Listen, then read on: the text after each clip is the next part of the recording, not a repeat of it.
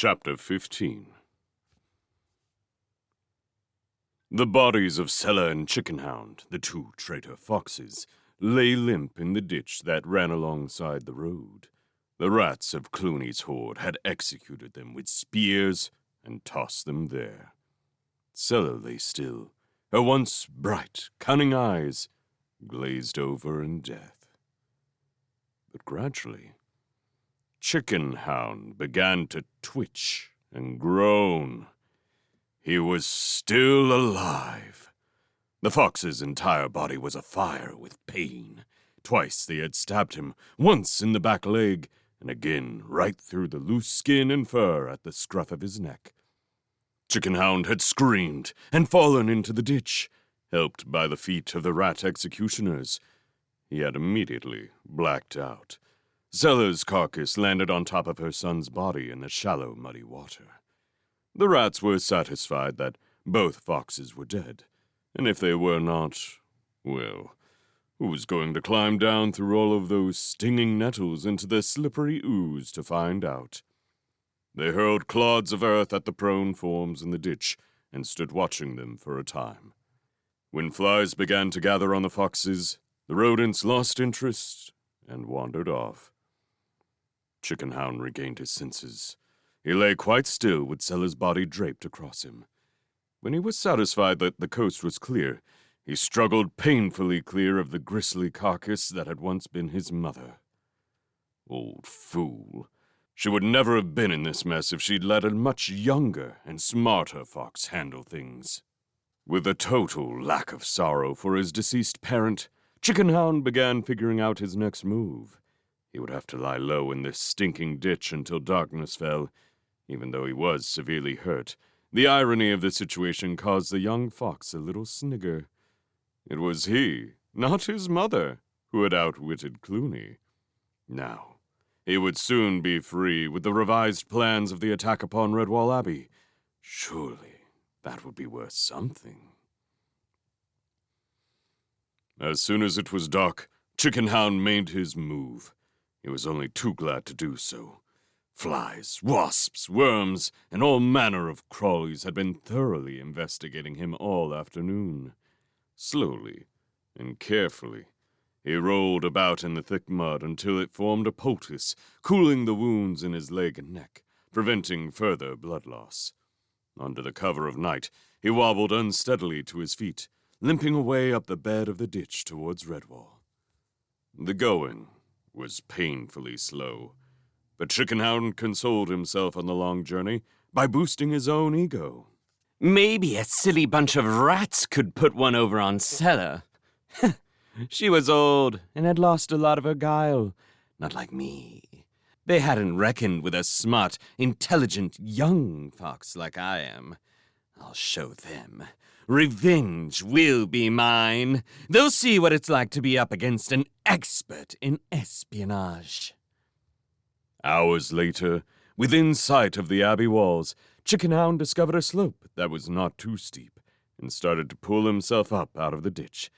He gasped and cried out in agony as he climbed.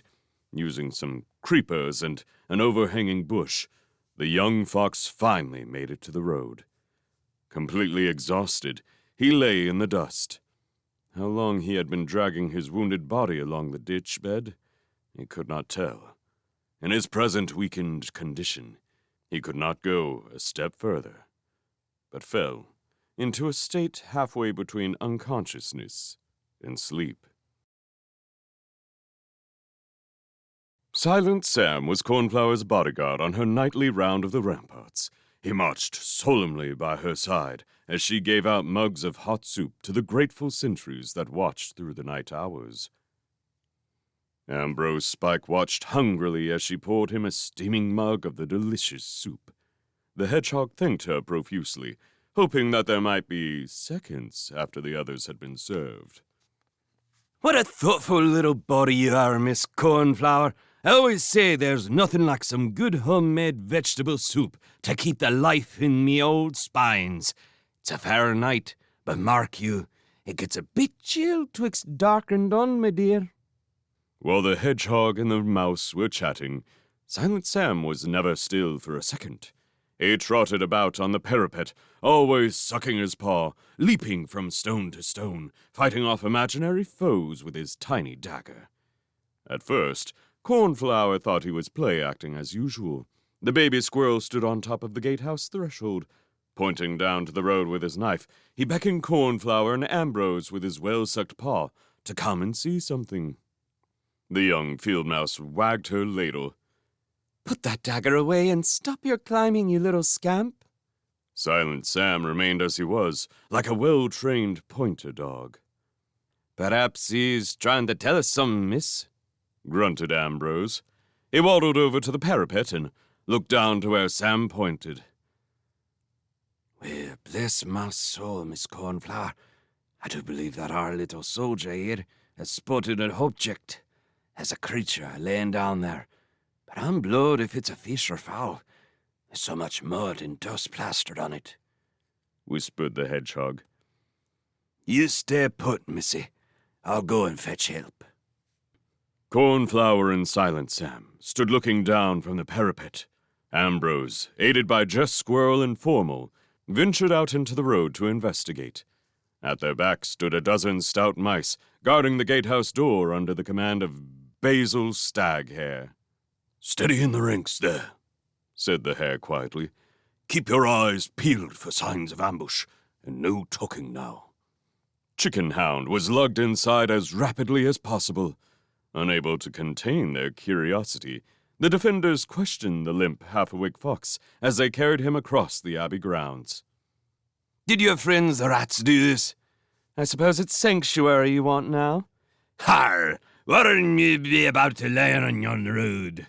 Chicken Hound's head flopped from side to side as he was borne along. He would only say one thing. The abbot. I want to see the abbot. Keep that badger away from me or you'll learn nothing. Basil dismissed the rear guard and caught up with Ambrose. I say, you best get that rascal straight to the jolly old abbot. Let him make his statement before he pegs out, don't you know? Chicken Hound was hauled into the abbey building and laid out on a bench. Abbot Mortimer shuffled up in his nightshirt, rubbing sleep from his eyes. He inspected the fox's wounds with a critical, practiced look and spoke dispassionately. Well, Fox, what do you want from us? No doubt Clooney, your master, has sent you here to spy. Chicken Hound shook his head in weak denial. Please, I must have some water. Jess Squirrel picked up the water jug, but withheld it. Tell the Father Abbot what you want, sly one, she rasped sternly. The fox reached out feebly for the water jug. Much to the abbot's dismay, Jess still held it at a distance. Speak first. You'll get water when we get information, she insisted. The sight of an injured animal distressed the abbot, but he decided wisely to leave matters to Jess. The squirrel knew what she was doing. Clooney's horde did this to me, croaked the fox. My mother, Sella, they killed her. I know of Clooney's new plan. Care for me, and I will tell you all. Chicken Hound fainted clean away.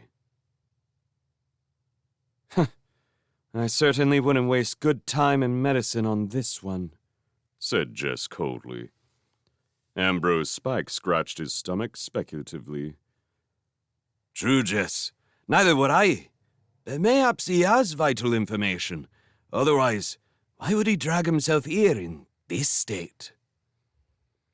The abbot inspected the fox's neck wound beneath the muddied fur.